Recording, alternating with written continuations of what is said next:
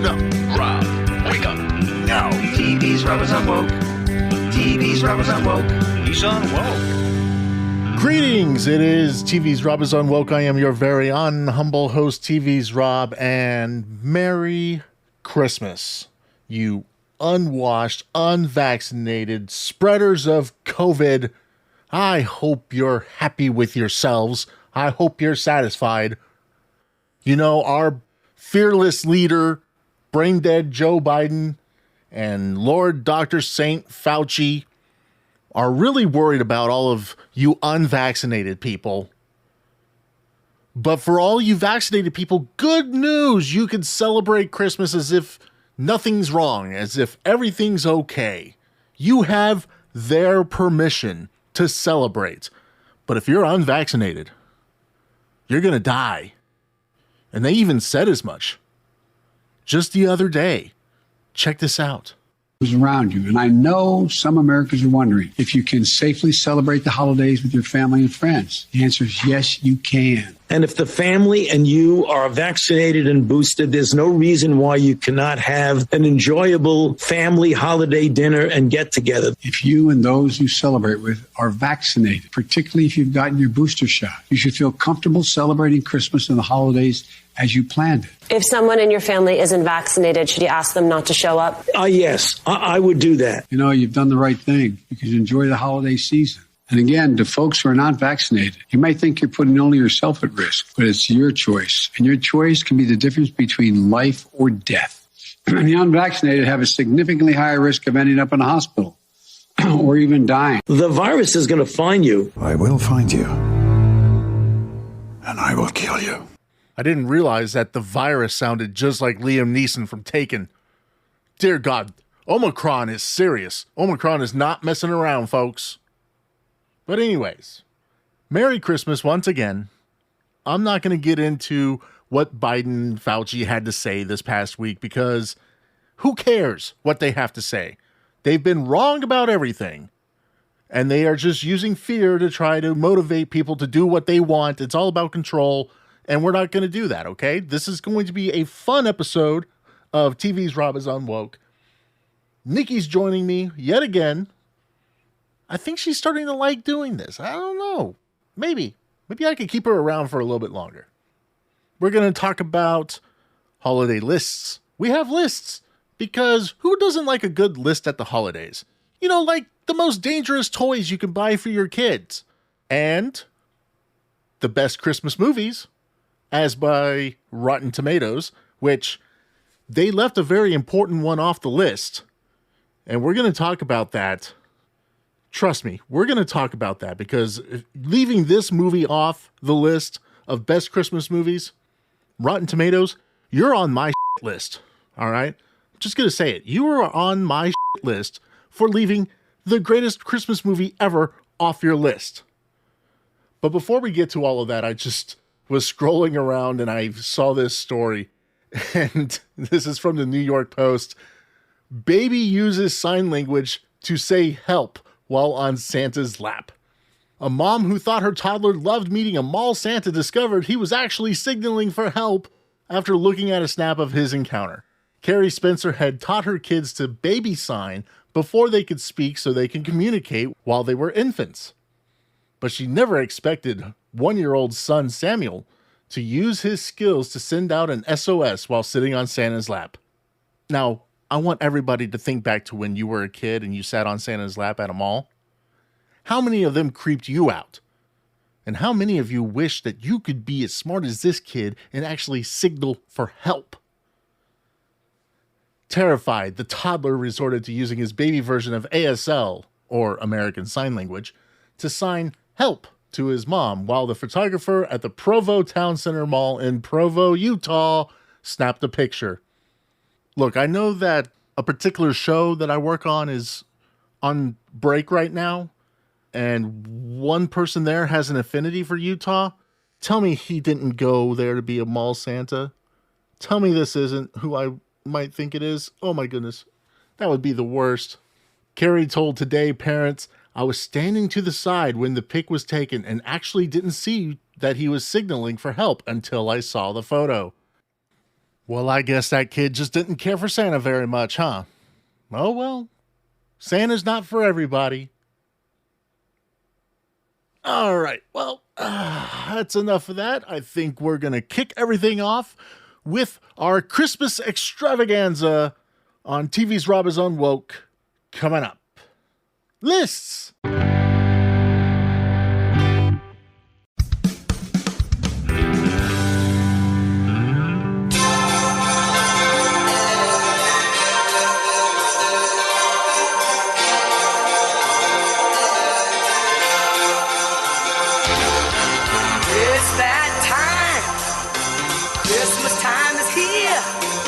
Everybody knows there's not a better time of year. Hear that sleigh, Santa's on his way. Hip hip hooray for Christmas vacation. Woo! The greatest opening Christmas theme ever. Yeah, it's right up there at the very, very top, I'd say. Absolutely. Definitely. It's one of the greatest Christmas movies ever. Oh yeah, you can't have Christmas without that and Die Hard. Those are musts. Those are musts. Just like at Thanksgiving, you've got to watch Planes, Trains, and Automobiles. You have to. Do you? Yes. Oh, that's a Thanksgiving movie. That and Dutch with Okay. Ed O'Neill. That was also a Thanksgiving hold on. movie. Let's see.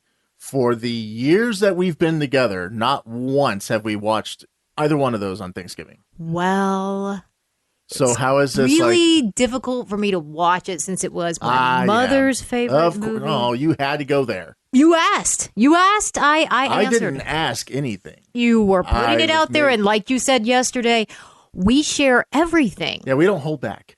This is our Christmas escapade, Yes. our staycation, our tribute to Christmas. Because Yes. our Christmas sucks. We hope our misery will make your Christmas better. Oh, in other words, what you're saying is that doing this is like therapy. Yeah, pretty much. Because we can't afford a therapist, and I haven't quite succumbed to becoming one of those people that just walks down the street and starts screaming. And my mom always told me Aimlessly. not to talk to strangers. So I can't talk to a therapist. I don't see how that would work since you've gotten in an Uber and a Lyft, so you have technically talked to strangers. Oh, that's true. Yeah, that's why they say that you're more likely to have a heart attack on Christmas Eve than any other day of the year. Yeah, and they've actually narrowed it down to a very specific time. Yeah. 10 p.m.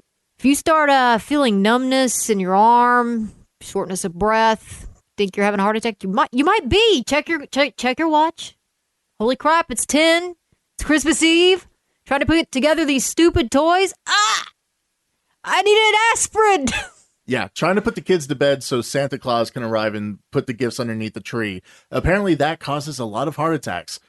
I believe it from stories my father told me of the nightmare presents that he had to put together. The worst one that almost caused my parents to get a divorce. Yeah, I could definitely see that happening. Well, the observational study out of Sweden analyzed the timing of 283,014 heart attacks. That is such a random number. Reported to the Swedish Coronary Care Unit Registry between 1998 and 2013. Findings were published in the peer-reviewed medical journal, the BMJ. In Sweden, Christmas Eve is the main time for celebrating the holiday, as people are most likely to see family drink and eat together, which that's pretty common here too. Yeah, when you see family, you got to drink. I mean, because when you think about it, a lot of times families, you spend one day with one side of the family, one day with the other side. Yeah. Sometimes. I mean, in a It's lot of very cases. stressful to see family. I mean, I need a lot of alcohol. Now, other days related to higher risk of heart attack: Midsummer, a Swedish holiday in mid-June where businesses close and families come together, and New Year's Day. Oh, and Mondays. Yeah. Mondays. No. Monday mornings before 8 a.m. Yeah. Gee, what happens Monday morning at 8 a.m.? Work or getting to work. Usually driving to work. It depends. But yeah, it's usually Sounds like somebody's got a case of the Monday. Well, I'm Hey, dying. I can see why Garfield hates Mondays, and also New Year's Day. That's kind of weird. Why New Year's Day would that's strange, because I would figure you'd be like, oh, it's a new year. Whew. I think it depends on who you wake up next to on New Year's Day. Oh, I didn't even think that. All right. Thank you for that perspective. And I'm really surprised that this guy did not suffer a heart attack on Christmas Eve.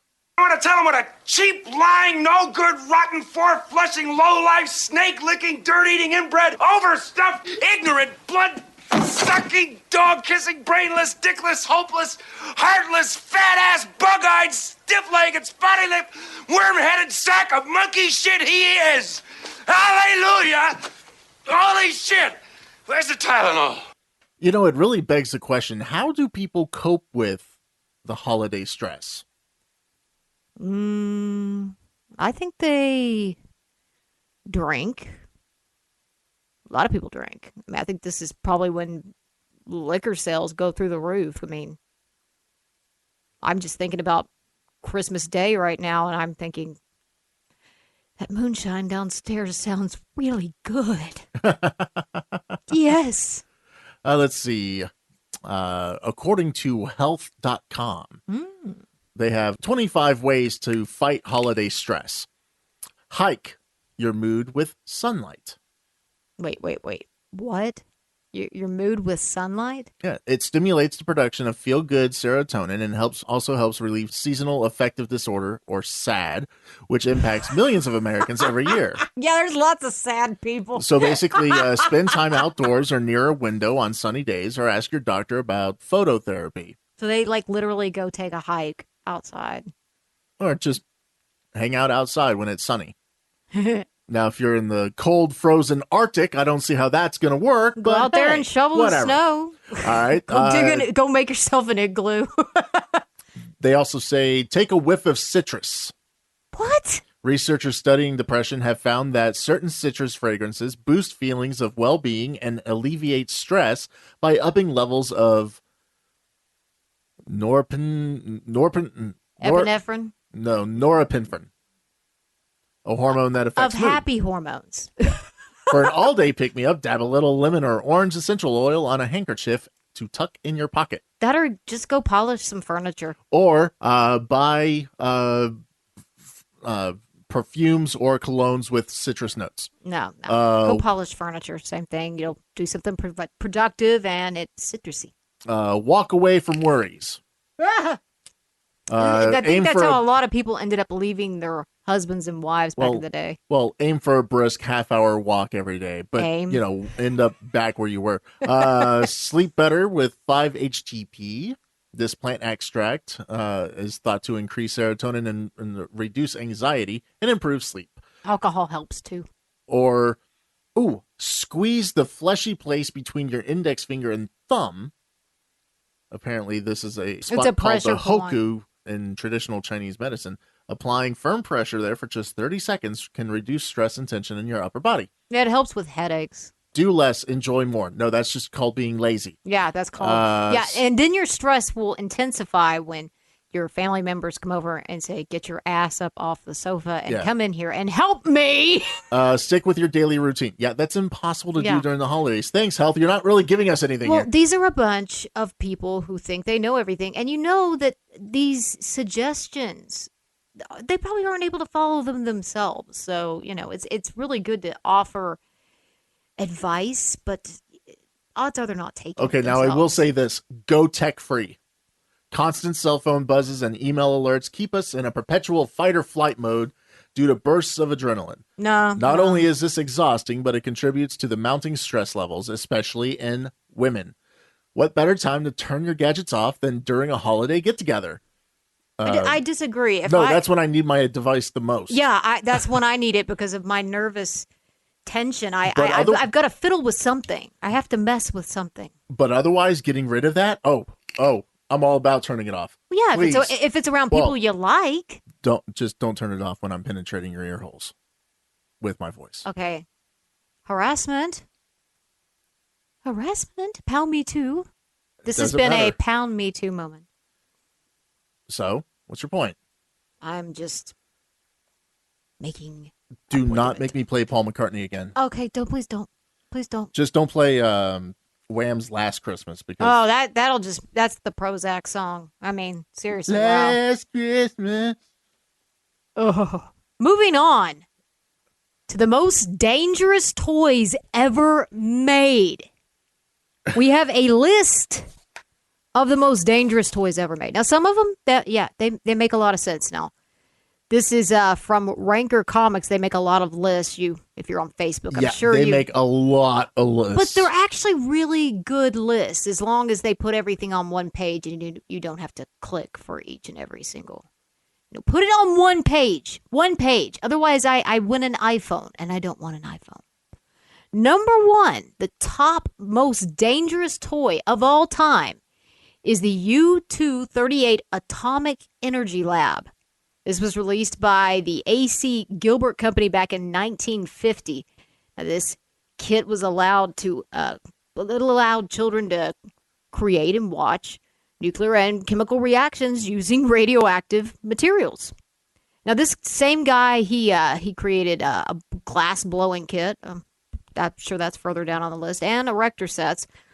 But they were also responsible for releasing radiation as a toy. Now, these had different types of live uranium ore and a Geiger counter, just in case you wanted to measure how much radiation you were exposed to. So, well, I'm sure we're 1985, plutonium is available anywhere. Well, in 1955, it's a little harder to come by. Apparently, it wasn't. No, apparently it wasn't. No, not plutonium. Now, you could get uranium, but not plutonium.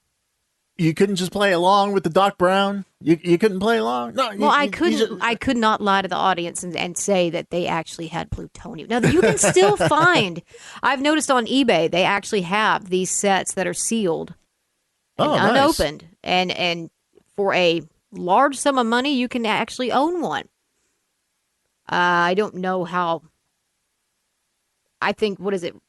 Doesn't uranium lose its radiation over time as it decays? So it might not be that dangerous. I don't know. Definitely a cool novelty item. All right, let's see. Going to skip a couple here. Let's go straight to number 5. Now, this is something that a lot of people are probably very familiar with. Oh, yeah. Behold my most horrifying creation.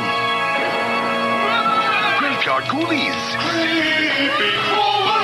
Squeeze the colored goop into the mold, or use glow goop and out pop body parts. Stomach, heart, brain. It's Graveyard Ghoulies. Graveyard ghoulies are a creepy crawler fright, so beware of what happens at night. Creepy Crawlers Workshop. Your parents put it together. Light bulb not included. Graveyard Ghoulies mold pack and glow goop each sold separately. That's right. Toy Max's Creepy Crawlers had numerous hazards that completely negated its charm. Super hot trays of plastic to easily burn children? Check.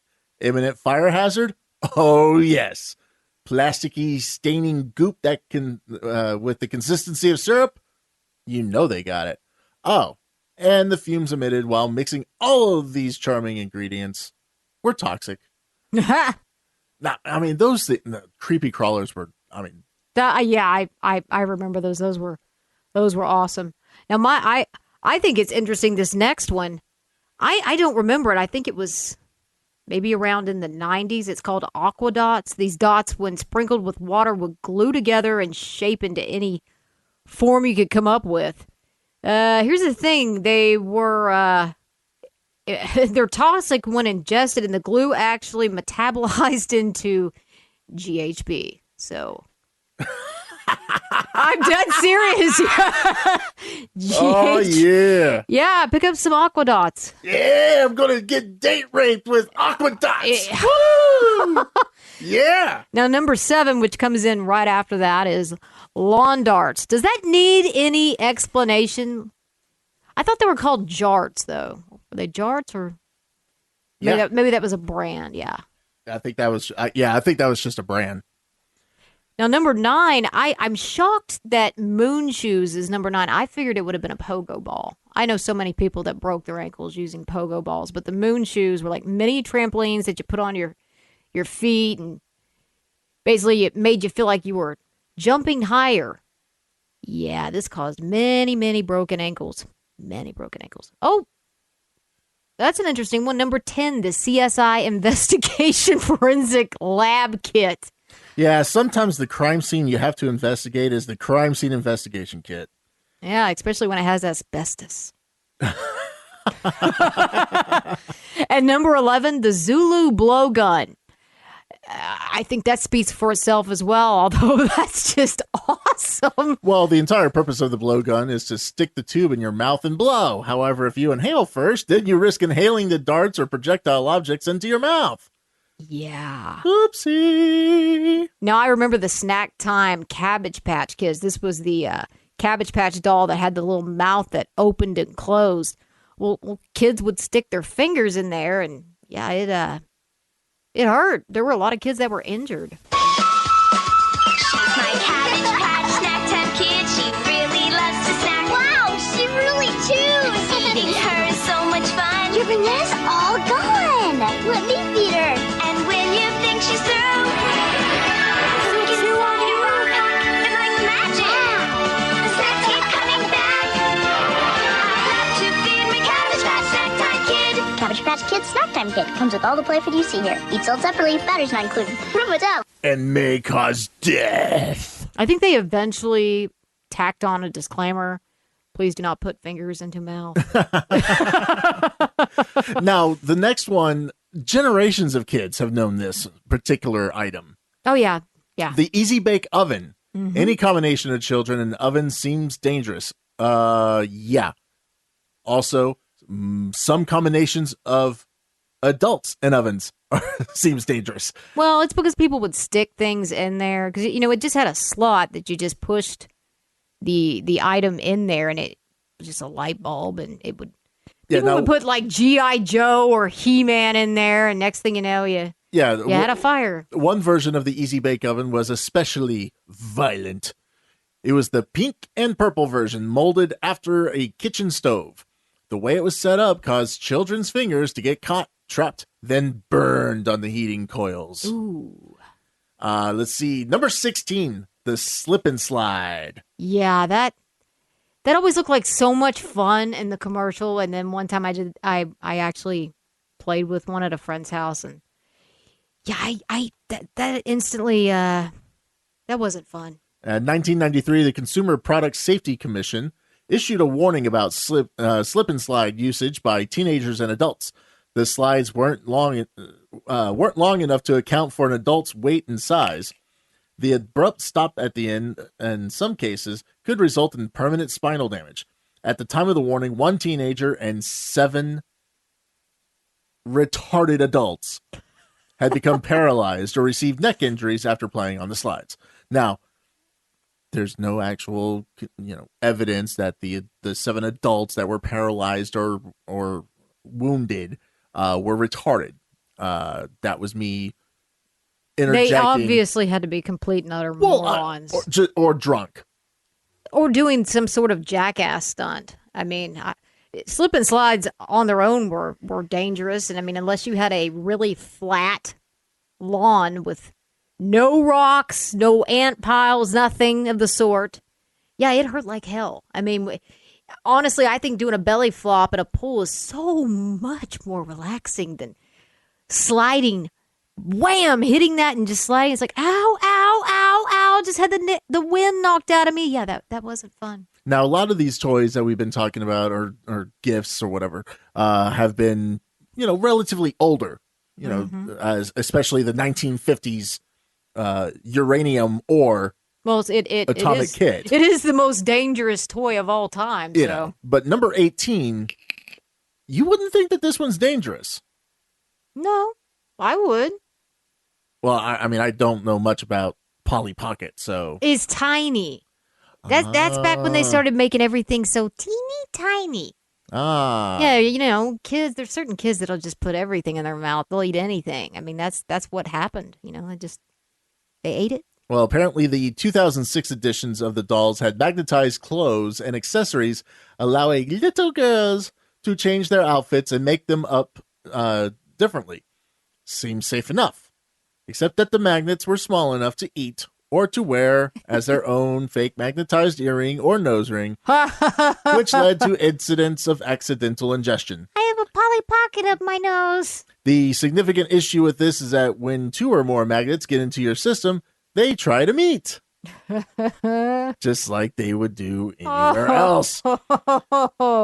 So in order to get together inside your body, they would tear through whatever tissue or organ gets in their way. Now that's absolutely. That's horrifying. Magnetic. Yeah, it's magnetic. I'm Polly Pocket. Want to see what's new? No. Stampin' School playset just for you. No! Polly Pocket's having fun in school. Here's why. Choking little kids. They might die. Polly Pocket. Stampers. In her art class, Polly's making designs. Pink stars and hearts. It's a real good time. Polly Pocket. At school, it's fun. Polly does a twirl. Then happy birthday. A gift for you, girl. There's lots more ways to have a Polly day. Each sold separately. I think I have internal bleeding. I hate the magnets. Have a Polly day in the emergency care room. Now, number 20, sky dancers. Whoa. No, you What? can't skip number 19. Okay, go My ahead. inner nerd All right, go for is it. crying out. Okay. Battlestar Galactica Colonial Viper. Back in 1978, a boy shot himself in the throat with the detachable missile on this toy and tragically passed away, which is very sad. We must treat that with the level of respect it deserves. All right, moving on.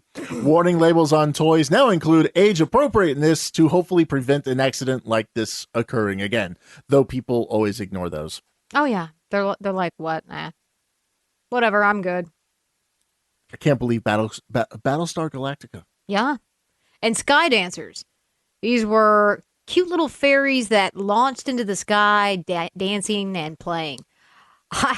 I'm sure you've probably seen these funny YouTube videos where like a cat will be playing with it and the sky dancer just goes flying right into the fireplace and then is on fire and then just flies off. That thing was just a disaster. They were projectiles that spun haphazardly around until gaining enough momentum to launch randomly skyward and shoot down at dangerous speeds into anything, like a fireplace, you name it. They were recalled shortly afterwards. Wow. All right. Now, this is what I find the most interesting about this particular list.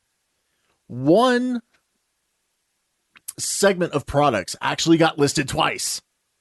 That was actually my fault. Because they came out with the creepy crawler set, and then they decided, because I think the company actually Well, yeah, but merged. there was a whole line of creepy crawlers products. No, this is a separate, because this was the actual set with the oven. It's basically an easy bake oven for creepy crawlers. Oh, okay. Oh, well, this was from the 60s.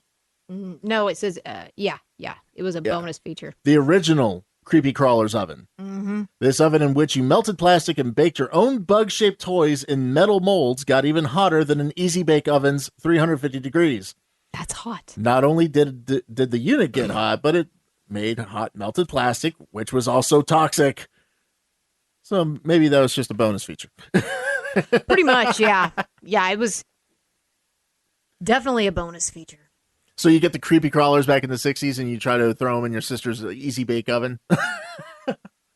Well, I think the people that saw the easy bake oven thought, okay, we're going to put G.I. Joe or whatever it is in there. Might as well, market that. That's obviously a niche that we need to fill. Yes. Oh, absolutely, yeah. I mean, you're going to put plastic in there anyways. Hey, let's sell you something where you put plastic in there and you pay us to do it. Because I'm sure every boy in the 1960s was thinking, I want to play with my sister's easy bake oven. Well, you could, punish Destro, capture Cobra Commander and stick him in there. Or, Cobra Commander, that could be his latest evil weapon of doom. And he could put Duke in there and be like, it's the end of you, G.I. Joe. Let's pause a moment here to talk about protein bars. Do you like a good snack throughout the day, but you'd rather not pack on the pounds while doing it? Well, hey, I've got great news. Built Bar is here to save the day. They've got so many flavors. There's something for everyone. When you talk to a Built Bar fan, like me, they're passionate about their favorites. They've got amazing flavors like coconut, which is death for me, but hey, maybe it works for you. Mint brownie, which I love. Double chocolate, salted caramel, cookies and cream, which is great, and more. Hey, if you can't pick a flavor right off the bat, you can get a mixed box. What is a mixed box? You'll get 2 of each of their 9 regular flavors. Built Bars have up to 18 grams of protein, and they're 180 calories or less. Only 4 to 5 grams of sugar, and only 4 or 5 net carbs. But you wouldn't know it by tasting them, because they taste amazing. You can take care of your sweet tooth and still be healthy. How about that? And now you can get your Built Bars even faster. How? Check this out. The new URL is built.com. It's no longer builtbar.com. You get to save 3 letters. Think about the time it takes for you to type in BAR. Now you don't have to do it. And for you, the loyal audience of TV's Rob is Unwoke, Built Bar is giving you a discount off your first order. Go to built.com and use the promo code TV's Rob to save 10% off your first order. Use promo code TV's Rob for 10% off at built.com. He's Unwoke. All right, so one other quick list, because we're coming up on Christmas and there's a ton of Christmas movies out there. Mm-hmm. So figured we would wrap up today with the top 10 Christmas movies. And who put out this list? This is from Rotten Tomatoes. Now, I am going to give an honorable mention to number 11, Die Hard. Oh, yeah, definitely. You have me at a loss. You know my name, but who are you? Just another American who saw too many movies as a child. Another orphan of a bankrupt culture who thinks he's John Wayne, Rambo, Marshall Dillon. I was always kind of partial to Roy Rogers, actually. I really like those sequin shirts. Do you really think you have a chance against us, Mr. Cowboy? Come out to the coast. We'll get together, have a few laughs. The critics' consensus, its many imitators and sequels have never come close to matching the top thrills of the definitive holiday action classic. Of course, it's Christmas time in LA, and there's an employee party in progress on the 30th floor of the Nakatomi Corporation. And then Hans Gruber shows up and just wrecks everything. It was greatness. Yeah. Let's see. Number 10. I'm going to see how many of these you've seen. Remember the Night. Never heard of it. From 1940. Nope. Not seen it. Okay. Number 9. 1967's How the Grinch Stole Christmas. Of course. I think it should be higher. I thought it was 1966. Nope. 1967. The Apartment. Never heard of it. Apparently it was a comedy in 1960. Let's see. I don't want to click on that to lose my place here. Babes in Toyland from 1934. Number 7. I've seen that.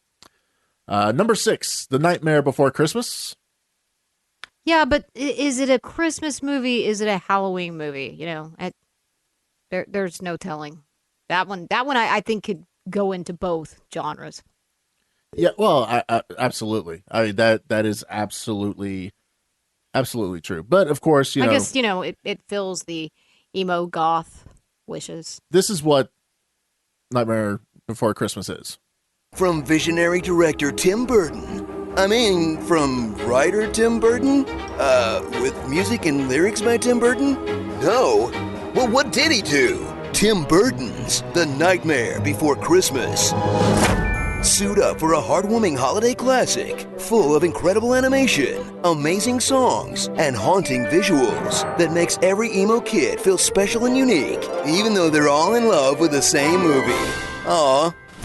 Journey to a magical forest, where inside each tree lies a world dedicated to a single holiday, except for all the Jewish ones, and discover Halloween Town, a land that exists just to throw one party a year. There's only 365 days left till next Halloween! And the rest of the time, rehearses their big dance number, I guess? Meet Jack the Pumpkin King, a manorexic skeleton. When he tires of his life of fame and fortune, he'll set off on a grand adventure of cultural appropriation. But you're the Pumpkin King. Not anymore! As he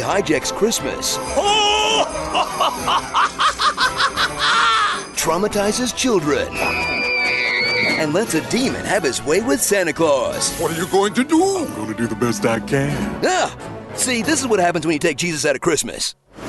Experience a whimsical one-sided romance between Jack and your first goth crush, Sally, a suicidal cutter who can't stop roofing her dad. That's twice this month you've slipped deadly nightshade into my tea and run off. 3 times. She'll pine to jump Jack's bones, even though he never listens to a word she says, until they randomly fall in love and live happily ever after the end? Seriously, the movie's like an hour long. There's really not that much to it. So enjoy this short but sweet film that launched an entire genre of creepy stop-motion kids movies that we mostly remember for its gorgeous score and catchy music, with unforgettable songs like the Is This a Halloween or Christmas Movie song. What's this? What's this? Is this a Christmas flick? What's this? Then why the spooky shtick? What's this? Like Gremlins or Die Hard? It's kind of both things. Hey, just pick one and commit! What's this? Is it Christmas or is it Halloween? It's mixed. Take one look at this scene. You see, the streets are lined with toys and happy children, but I look like I might kill them. How can two things so divergent coexist? Screw this. And the perennial classic, the We Keep Hot Topic in Business song. Boys and girls of every age, wouldn't you like to shop somewhere strange? Tim Burton and black lipstick, when you shop at Hot Topic. This is Hot Topic, this is Hot Topic, like Doc Cross from the Sunglass Hut. This is Hot Topic, making money off of chicks, bring it up. Your parents saying, what the Uncle Pops, come and take a pic. Spend your cash at Hot Topic. I am the one cashing in on nerd crap. Harlequin leggings, spider stat. I am the one selling Deadpool hoodies, anime shirts, and Doctor Who goodies. Do the arithmetic, this film funded it. Hot Topic, Hot Topic, Hot Topic, Hot Topic. Starring Slenderman, Helena Cotton Carter, a two-faced politician. Oh, I see what you did there. Duckman. Remember Duckman? Rudog, the dead-nosed reindeer. And Evil Laundry. A Christmas Story? Thank you, Screen Junkies, for the Nightmare Before Christmas honest trailer. Just had to share that with the class. Yeah, it's pure greatness. Number 5, best Christmas movies. The Shop Around the Corner. I have not heard that. Yeah, sure. Oh, apparently it's adapted from a Hungarian play. Ah. Okay. Number 4, Holiday Inn from 1942. Not heard of that one either. With the combined might of Bing Crosby, Fred Astaire, and Irving Berlin working in its favor, Holiday Inn is a seasonal classic, not least because it introduced White Christmas to the world. Let's see. Number 3, Miracle on 34th Street. Yes. Now, this is the 1947 version, not the 18 versions that followed. No, I like the original. The original was best, and black and white. Yeah, like I said, not the... Well, I mean, they colorized it at one point. It just, in my opinion, it just didn't quite have the same charm as the black and white. Number 2, Meet Me in St. Louis from 1944. Nope. I can't say I've seen that. Yep. And number 1, can you take a guess as to what number 1 is? It better be It's a Wonderful Life. Yes. Thank you, because if it wasn't, I was going to rage. Because I'm sorry, that has to be. That's a classic. It's got Jimmy Stewart, and I love Jimmy Stewart. Oh. A Christmas Story from 1983 was number 13. That's the one that TBS will run for like 24 hours. You'll Straight. shoot your eye out. You'll shoot your eye out. Now, they're renting that house this year for Christmas. It's actually for rent. Now, how is Edward Scissorhands number 14? Let's just go back a little while. Just the whole Nightmare Before Christmas. Okay, but here's the thing. It's ranked higher than A Charlie Brown Christmas, Rudolph the Red-Nosed Reindeer. This is Hot Topic. That is why these people pick Edward Scissorhands as a movie. A Christmas Carol at 24, the 1951 version. That was a classic. Gremlins, number 23. Oh, yes. Love that. Let's see. Batman Returns, number 28. No. Bad Santa, 29. Oh, no. The Santa Claus with Tim Allen, number 33. That was a good one. I like Ernest Saves Christmas. Is that on there? Let's see. Haven't seen that one yet. Aw. A Muppet Christmas Carol, number 36. Eh. Scrooge, number 40. Oh, that was greatness. I love that. What about Sesame Street Christmas? No, not listed in the top 50. Frosty the Snowman from 1969 is number 50. I hate that every time. Happy birthday! Home Alone, number 46. Wow, I'm surprised that's not rated higher. Now to the people who made this list on with at Rotten Tomatoes, I have to totally disagree with you here, and I'm sure that I can get some backup on this one. Your number 45 is an absolute travesty, and I know somebody who would like to share his thoughts on it. And I want to look him straight in the eye, and I want to tell him what a cheap, lying, no-good, rotten, four-flushing, low-life, snake-licking, dirt-eating, inbred, overstuffed, ignorant, blood-sucking, dog-kissing, brainless, dickless, hopeless, heartless, fat-ass, bug-eyed, stiff-legged, spotty-lipped, worm-headed sack of monkey shit he is! Hallelujah! Holy shit! Where's the Tylenol? Number 45. No, that should be up in the top 10. Easily. Yeah. And then number 44, Love Actually. Nah. That fits there, I guess. It fits there. I guess. You've never even seen it. I don't want to. Yeah, see, let's see. That's not my thing. I'm wondering, why is Silent Night, Deadly Night not on there? Or Jack Frost, the horror version with a killer snowman? Those were great Christmas movies. I know one person that was in Love Actually that has he has a rebuttal for being number 44 on this list. I hope it's Alan Rickman. I don't know who you are. I don't know what you want. I have a very particular set of skills. Skills I have acquired over a very long career. Skills that make me a nightmare for people like you. I will look for you. I will find you. And I will kill you. That would be a great film. Christmas Taken. I took my presents. I want them back. Because they've taken the wife and the daughter I don't know how many times. Or they take his dog. You know, at some point you have to wonder if he's just a bad parent. You know, that or his family is just complete morons. I mean, I'm not. I don't know. I've often wondered that. It's like, how many times can you get kidnapped? Seriously, how many? That's a good question. Yeah. I mean, his skill set is dropping, obviously.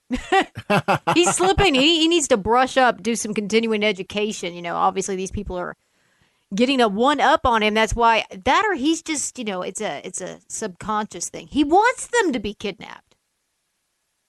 That's true. Yeah. So he can save them. He's got a hero complex. Yeah. Well, that's going to do it for the 2021 TV's Rob is Unwoke Christmas extravaganza. I hope you've enjoyed it. And a quick little follow-up to the story about the little kids signing help on Santa's lap in Utah. This was years ago, but I just had to throw that out there, the story, and I had to kind of mislead you to think, hey, maybe this one guy did go to Utah to become a creepy mall Santa. But alas, he didn't. The story was from years ago. The mother likes to share the photo every year on Facebook as kind of a reminder.